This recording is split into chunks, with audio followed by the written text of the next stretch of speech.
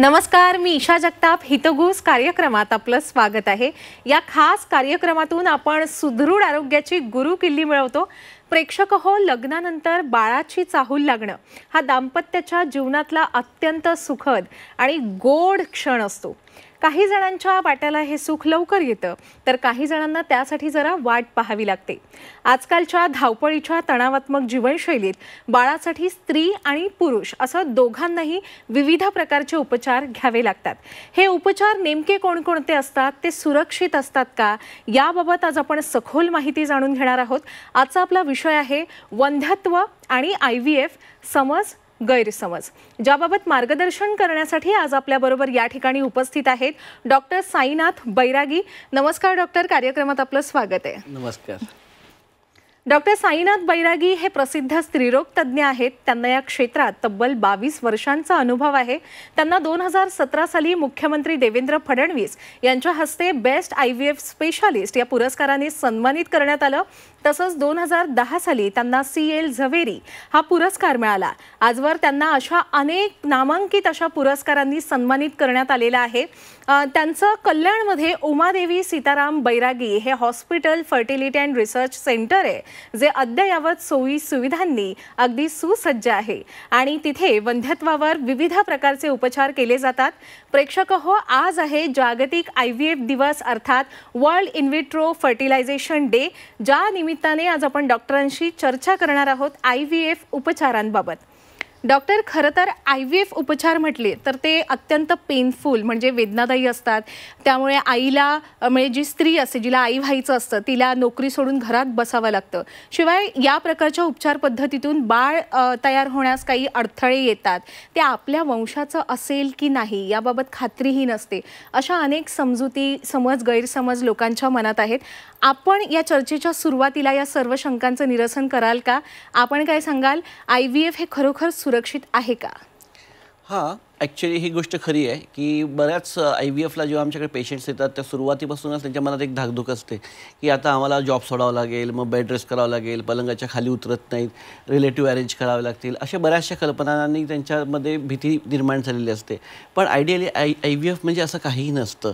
IVF आता इतकं सुरक्षित आहे आणि अतिशय चांगल्या पद्धतीने होतं की ज्याच्यामध्ये पेशंटला आपला जॉब सोडायची मुळीच गरज नाही. उलटं आम्ही सांगतो की पेशंटनी उलटं जॉब न सोडता आपलं काम करत राहावं.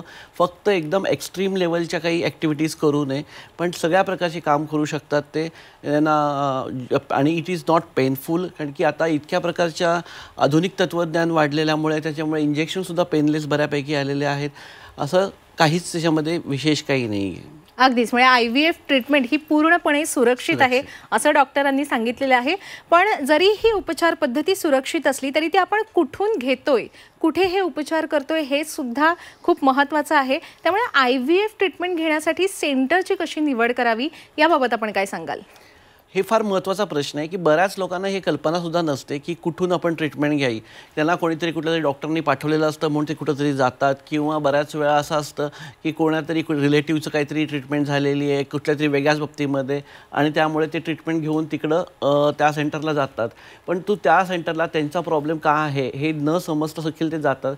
तर प्रत्येक पेशंटनी आपल्या प्रॉब्लेमप्रमाणे जर त्याला IVF करणं गरजेचं आहे तर त्यांनी कुठल्या सेंटरला जावं हे नक्की माहिती करून घेतलं पाहिजे.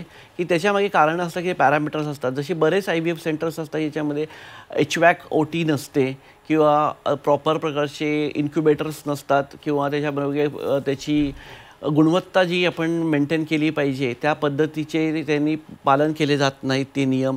तर अशा प्रकारे HVAC असणं जरुरी आहे. त्याच्यानंतर वेगवेगळ्या प्रकारचे इन्क्युबेटर, टाईम लॅप्स मशीन्स हे असणं गरजेचं आहे. अशा ठिकाणी जर गेलात तर रिझल्टवरती खूप मोठा प्रमाणात फरक पडतो.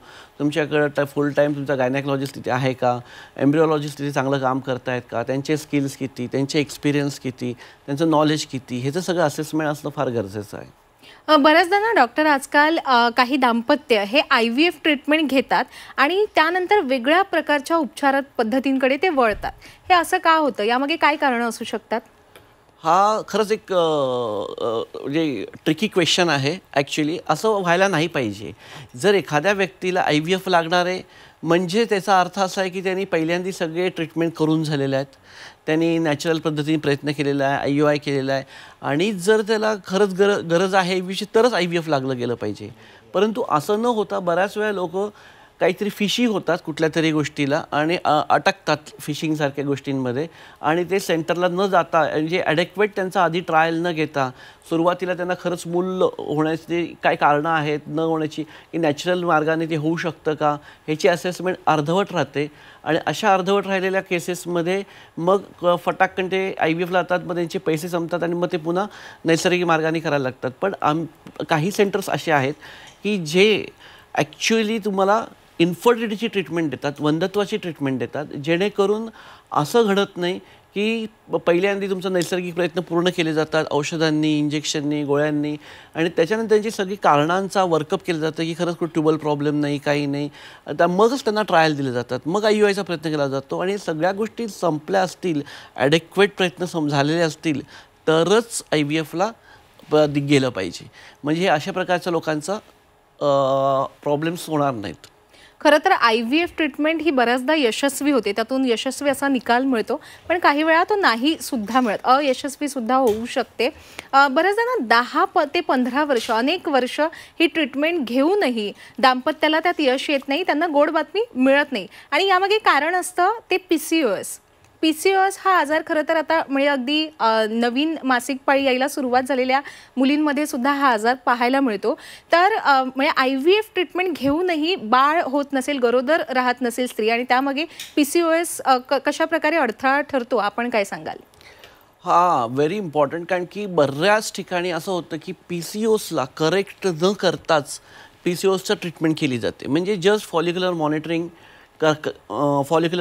केलं जातं आणि प्रत्येक वेळेला काय होतं की त्यांचं फॉलिक्युलर मॉनिटरिंग म्हणजे अंड्यांचं वाढ होण्यासाठी काही इंजेक्शन्स दिले जातात, नंतर सोनोग्राफी गायडेड त्यांना चेक केलं जातं, मग एखादं डॉमिनंट फॉलिकल म्हणजे मोठं अंड तयार झालं की मग ते फुटण्यासाठी इंजेक्शन दिलं जातं. पण मुळात PCOSची जी आतली जी काही रोगाची जी काही पॅथोफिजिओलॉजी आहे ती जाणून न घेता जेव्हा आपण ट्रीटमेंट करतो त्यावेळेला बऱ्याच वेळा असं होतं की PCOS करेक्टच नाही झाला आहे, त्याच्यामुळे जे येणारं फॉलिकल आहे त्याच्यामध्ये जे काही अंड तयार होणार आहे ते अपरिपक्व अंड तयार होतं, ज्याला आपण GV म्हणू शकतो किंवा मेटाफेज 1चं अंड म्हणतात आमच्या भाषेमध्ये. तर अशा प्रकारची जेव्हा अंडी तयार होतात ती कधीही प्रेग्नन्सी देत नाहीत. त्याच्यामुळे 10-10, 15-15, 20-20 वर्षसुद्धा लोक प्रयत्न करतात किंवा इव्हन IVF करतात तरी ते फेल होतं. तर अशा परिस्थितीमध्ये सर्वात पहिल्यांदी PCOSचं करेक्शन करणं, वेट रिडक्शन करणं, लाईफस्टाईल चेंज करणं आणि नंतर मग आपण जे करायचं आहे ते नॅचरल वेनी प्रयत्न करायचा IUIने किंवा IVFने ते करू शकतो आणि तेव्हाच सक्सेस मिळतो. अगदीच. ही झाली एक कंडिशन. दुसरी अशी ही कंडिशन असते की स्त्रीमध्ये काही म्हणजे दोष नसतो, पुरुषामध्ये आरोग्याच्या दृष्टीने काहीही अडथळा नसतो आणि IVF थ्रू त्यांमध्ये एक सुदृढ गर्भधारणा आपण केलेली असते, गर्भारोपण केलेलं असतं आणि तरीसुद्धा गर्भपात होतो. यामागे आपण काय कारण असतं सांगाल? बऱ्याच वेळा असं आहे की आपण जेव्हा चांगल्या पद्धतीचे भ्रूण ज्याला आपण एम्ब्रिओ म्हणतो, तर म्हणजे त्याची चांगल्या भ्रूणाची गुणवत्ता असते, 5AA, 6AA अशा प्रकारचे भ्रूण असतात. ते 5 दिवसाचे जे ब्लास्टोसिस्ट असतात त्याला 5AA, 6AA म्हणतो. असे म्हणजे दिसणारं अतिशय सुंदर की याच्या पुढे आता सिलेक्शन उरलेलं नाही आहे, जे दिसण्यामध्ये हे बेस्ट आहे. ते आपण जेव्हा पिशवीमध्ये गर्भपिशवीत सोडतो तरीसुद्धा बऱ्याच वेळा त्याची प्रेग्नन्सी राहत नाही. तर याच्यामागे कारण काही लोक येऊन तेव्हा परेशान होतं की सर तुम्ही सांगितलं बेस्ट क्वालिटीचं सोडलं आणि का असं प्रेग्नन्सी राहिली नाही. त्याच्यामागे महत्त्वाचं कारण की प्रत्येक भ्रूण हे प्रेग्नन्सी देत नाही, हा निसर्गाचा नियम आहे. निसर्गाचे जे काही नियम आहेत, जेनेटिक्सचे जे नियम आहेत, त्याच्यामधलं जे जेनेटिक मॅटर असतो तो प्रत्येक भ्रूणामध्ये वेगळा असतो आणि प्रत्येक भ्रूण हे बाळ देणारं नसतं. आणि हा निसर्गाचा एक नियमच आहे ज्याने संतती कंट्रोल होते. निसर्गाचं जे जीवचक्र चालतं ते जीवनचक्राशी ते रिलेटेड आहे. अगदीच. खरं तर असं म्हणतात डॉक्टर की जसजसं स्त्रीचं वय वाढत जातं त्यानुसार तिच्या गर्भाशयातील अंड्यांची जी स्थिती असते किंवा क्षमता असते ती कमकुवत होत जाते. या अंड्यांच्या क्षमतेचा आणि गरोदरपणाचा खरंच काही संबंध असतो का? हो, नक्कीच. जसं स्त्रीचं वय वाढतं तसं तिच्या अंड्यांची क्षमता कमीच होते आणि कमी होते म्हणजे अंड्याची नुसती क्षमता पण कमी होते आणि जी अंडी उरलेली असतात त्याची क्वालिटीसुद्धा कमी होऊन जाते. म्हणजे क्वांटिटी आणि क्वालिटी दोघांवरती इफेक्ट होतो आणि जेव्हा दोन्ही गोष्टींवर हा इफेक्ट होतो त्यावेळेला बऱ्याच वेळा AMH हे ड्रॉप झालेलं असतं आणि ड्रॉप झालेल्या AMHमध्ये रिझल्टसुद्धा पुअर येतात. पण जर डॉक्टर आजकाल आपण स्पर्धात्मक जग जर आता आपण पाहिलं तर आता स्त्री म्हटलं किंवा पुरुष म्हटलं, तरुण तरुणी म्हणूया, त्यांचं लग्नाचं वय हे 25च्या पुढेच असं साधारण 28, 29, 30. मग या वयात जर स्त्रीच्या शरीरातील अंड्यांची क्षमता ही कमकुवत झालेली असेल तर आधी तिच्या शरीरातील अंडी फ्रीज करण्याची अशी काहीतरी एक पद्धत समोर येते, बरोबर? याबाबत काय सांगाल? हे ॲक्च्युली ह्याला सोशल एग फ्रीजिंग असं म्हणतो आपण. आणि सोशल एग फ्रीजिंगमध्ये आपण पहिल्यांदाच जर का आपल्याला डिसायडेड असेल की आता एखादा सेलिब्रिटी आहे किंवा नॉर्मल जरी लोक आहेत की आता 30 नंतर मला लग्न करायचं आहे आणि त्यानंतर मला 4-5 वर्षाचं मूल नको आहे, मग मी 35-36 वर्षी प्लॅन करणार आहे, अशा रीतीने काही मुलींचं आता मत ठरलेलं असतं की त्यांचा पार्टनरसुद्धा आता डिसायडेड नाही आहे, तर मग ते त्यांची अंडी स्वतःची IVFच्या माध्यमाने स्टिम्युलेट करून नुसतं एग फ्रीजिंग किंवा एग विट्रिफिकेशन ह्या शब्द म्हणतात ते करून ठेवू शकतात. हा भारतीय कायद्यानुसार जो ॲक्ट आहे 2022चा त्यानुसारसुद्धा ते मान्यता आहे. त्याला सोशल एग फ्रीजिंग म्हणतात आणि 10 ते 10 वर्ष मिनिमम कॉन्ट्रॅक्ट असतो याचा, ते आपण एग फ्रीज करून ठेवू शकतात. या सुविधा उपलब्ध आहेत. हे झालं स्त्रीचं. बऱ्याचदा दाम्पत्याला गोड बातमी मिळत नाहीये किंवा त्यांना गरोदरपणाची चाहूल लागत नाहीये असं लक्षात आलं की स्त्रीवरच उपचार केले जातात. पण काही वेळा पुरुषाच्या शरीरात सुद्धा काही व्याधी असू शकतात किंवा काही अडचणी असू शकतात. त्याच्या शुक्राणूंची संख्या कमी असू शकते किंवा शुक्राणूंची जी क्षमता म्हणतो आपण ती कमकुवत असू शकते. मग पुरुषांसाठी या दृष्टीने काही उपचार आहेत का विशेष? असे बरेच उपचार आहेत पुरुषांसाठी सुद्धा की जर का त्यांचे धातू कमजोर असेल तर त्याला आपण म्हणजे कमी डिपेंडिंग कमीत कमी 15 मिलियन असतील तर आपण त्याला नॉर्मलच म्हणतो. त्याच्यापेक्षा कमी जेव्हा धातू असतो त्यावेळेला आपण IUI या पद्धतीने सुद्धा त्यांना उपचार देऊन प्रेग्नन्सी देऊ शकतो. जर 10पेक्षाही कमी असतील तर मग आपण बऱ्याच वेळा त्यांना ICSI, IVF या माध्यमातून प्रेग्नन्सी राहू शकते. पुरुषांची जर मिनिमम जरी असे 15-20 जरी शुक्राणू मिळाले, 10-12 जरी शुक्राणू मिळाले तरी आपण त्यांचं ICSI या टेक्नॉलॉजीने स्पर्म अंड्यामध्ये इंजेक्ट करून आपण प्रेग्नन्सी देऊ शकतो. जर त्याच्यापेक्षाही कमी असेल तर अशा वेळेला बऱ्याच वेळा टीसा, पेसा, मायक्रो टीसा अशा बऱ्याचशा पद्धती ज्याच्याने आपण त्यांच्या टेस्टिकलमधून सुद्धा आपण स्पर्म एक्स्ट्रॅक्ट करू शकतो आणि ते आपण त्याच्याने प्रेग्नन्सी देऊ शकतो. आपण सांगितलं मागच्या प्रश्नाचं उत्तर देताना की भारतात असा आपल्या कायदा आहे की आपण स्त्रीच्या शरीरातील अंडी म्हणजे तिच्या संमतीनुसारच स्त्रीच्या शरीरातील अंडी पुरुषाच्या शरीरातील शुक्राणू हे फ्रीज केले जातात. पण अशा फ्रोझन एग्समधून स्पर्म्समधून जे बाळ जन्माला येतं पुढे ते सुदृढ असतं का? याची काही खात्री असते का? येस. आजकाल तर जगमान्य झालेलं आहे प्रत्येक ठिकाणी. आता म्हणजे आतापर्यंत आम्ही सगळ्या युरोपियन कॉन्फरन्सेस वगैरे जेवढे आत्तापर्यंत अटेंड केले आणि आजपर्यंतचं अपडेटेड जे नॉलेज आहे त्याच्यानुसार हे आहे की उलटं vitrified embryo is a best for the pregnancy. कारण त्याच्यामध्ये हार्मोन्स, पेशंटची भिंतीची एंडोमेट्रियम ज्याला आपण भिंत म्हणतो मराठी भाषेमध्ये, तर ह्या सगळ्या गोष्टी ऑप्टिमम मिळतात, बेस्ट मिळतात आणि फ्रोझन एगचे रिझल्ट्स खूप चांगले मिळतात. आपण IVF बाबत आता आम्हाला सखोल अशी माहिती दिलेली आहे. डॉक्टर, IVF ट्रीटमेंट घेतल्यानंतर जेव्हा दाम्पत्याला म्हणजे बाळाची चाहूल लागते, अर्थात तो क्षण सुखद असतो जे मी सुरुवातीलाच सांगितलं, पण बऱ्याचदा ना IVF ट्रीटमेंटमधून झालेल्या गरोदरपणातून जे बाळ गर्भाशयात वाढत असतं ते साधारण 3ऱ्या किंवा 6व्या महिन्यात गर्भपात होतो असं लक्षात येतं. हे कशामुळे होतं डॉक्टर? बऱ्याच वेळा कसं आहे की जसं निसर्गाच्या नियमाप्रमाणेच आपण जसं अशी बोललो, जेव्हा नॅचरल सिलेक्शन असतं त्यावेळेला निसर्गच आपलं शुक्राणूला सिलेक्ट करतं आणि त्या अंड्याला पण सिलेक्ट करून ते अंड्यामध्ये आतमध्ये शिरतं. परंतु जेव्हा इथे आम्ही IVF ICSI करतो त्यावेळेला आम्ही आमच्या इंट्रुजनवरती आणि मॉर्फॉलॉजिकल याच्यावरती आम्ही त्याला सिलेक्ट करतो. तर बऱ्याच वेळा त्याच्यामध्ये महत्त्वाचं कारण पहिले 3 महिन्यामध्ये जे काही ॲबॉर्शन्स होतात त्याची कारणं काही वेगळी आहेत आणि 3 ते 6 महिन्यात जे होतात त्याची कारणं खूप वेगळी आहेत आणि याची उपचार प्रणालीसुद्धा टोटली डिफरंट आहे. तर आपण पहिल्यांदा डिस्कस करू की पहिले 3 महिन्यामध्ये काय घडतं. पहिल्या 3 महिन्यामधलं पहिले 8 आठवड्यापर्यंत जे काही प्रेग्नन्सी राहते आणि ती जाते ते त्याच्या मागे बरेच कारण असतात. एखादं कारण असू शकतं की क्रोमोझोमलच ॲबनॉर्मलिटी आहेत. तर अशा केसेसमध्ये काय असतं की बाळ जे पार्शली चिकटतं त्याला, परंतु ते प्रेग्नन्सी देण्याएवढं सक्षम नसतं. त्याच्यामध्ये जेनेटिक काहीतरी अनुप्लॉइडीज असतात. म्हणजे कधी डाऊन सिंड्रोमचं बेबी असू शकतं किंवा काही ना काहीतरी जेनेटिक क्रोमोझोमल ॲबनॉर्मलिटी असतात, त्याच्यामुळे ते अबॉर्ट होतात. तर हे निसर्गाच्या केसेस नॅचरल केसेसमध्ये कधी पण हे घटना तेवढ्याच प्रमाणात घडते जी IVF मध्ये घडते. त्यामुळे वेगळा असा काही परिणाम IVF मुळे होतो असं काही नाही. सेकंड थिंग आहे की 10 ते 8 ते 12 आठवड्यांमध्ये जे काही अबॉर्शन्स होतात मुख्यत्वे करून त्याच्यामध्ये इम्युनॉलॉजिकल प्रॉब्लेम असतो. भ्रूण हे त्या स्त्रीच्या गर्भासाठी हे एक फॉरेन बॉडी आहे आणि फॉरेन बॉडी असल्यामुळे कारण की तिच्या हजबंडचं तिच्या नवऱ्याचं जे स्पर्म आहे ते फॉरेन बॉडी झालं तिच्या जेनेटिक्ससाठी आणि त्याच्यामुळे ते रिजेक्शन होऊ शकतं. तर ह्याला ग्राफ्ट वर्सेस हॉस्ट रिजेक्शन जे आपण म्हणतो, जे रिॲक्शन्स असतात तसं ते रिजेक्ट केलं जातं. तर ते रिजेक्शन होऊ नये म्हणून त्यासाठी आम्ही आता रिप्रोडक्टिव्ह इम्युनॉलॉजी म्हणून सुरू केलेलं आहे आणि अशा केसेसमध्ये बऱ्याच वेळा स्टेरॉइड्स इंजेक्शन्स वगैरे देऊन आपण ते प्रिव्हेंट करू शकतो. त्याच्यासाठी बऱ्याचशा टेक्निक्स वापरून आपण ते वाचू शकतो आणि गर्भधारणा पुढे नेऊ शकतो. अगदीच. जर आपल्या प्रेक्षकांमधून कोणाला आपल्याशी संपर्क साधायचा असेल तर आपला संपर्क क्रमांक हा आपण स्क्रीनवर दिलेलाच आहे. शिवाय वेबसाईटसुद्धा दिलेली आहे आपल्या सेंटरची. कल्याणमध्ये आपलं उमादेवी फर्टिलिटी सेंटर आहे जे विविध अद्ययावत सुविधांनी सुसज्ज आहे. आपण या सेंटरबाबत काय माहिती द्याल, सविस्तरपणे सांगा.